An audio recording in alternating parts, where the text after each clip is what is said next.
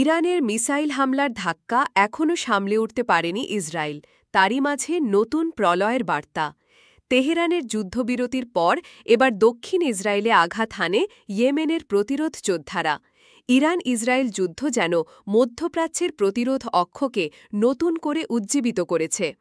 ইয়েমেনের হুথি যোদ্ধারা ব্যালিস্টিক ক্ষেপণাস্ত্র দিয়ে ইসরায়েলের বুকে আঘাত করে বুঝিয়ে দিয়েছে এই লড়াই শুধু ইরান ইসরায়েলের নয়, গোটা অঞ্চলের সম্মিলিত প্রতিরোধ।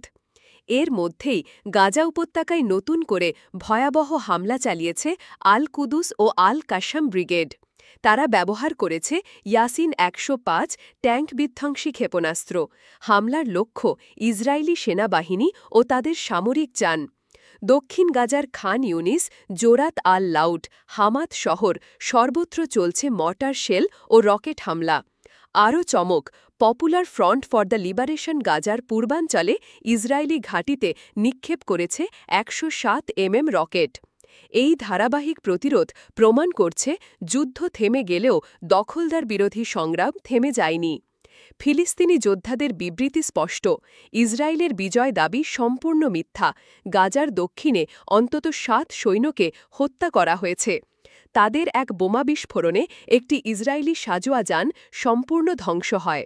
যুদ্ধবিরতির পরও গাজার যুদ্ধ ঘনীভূত হচ্ছে নতুন মাত্রায়। বিশ্লেষকদের মতে ইসরায়েল সামরিকভাবে জিতলেও কূটনৈতিকভাবে ও মাঠ পর্যায়ে হার মানছে প্রতিরোধ যোদ্ধাদের সামনে।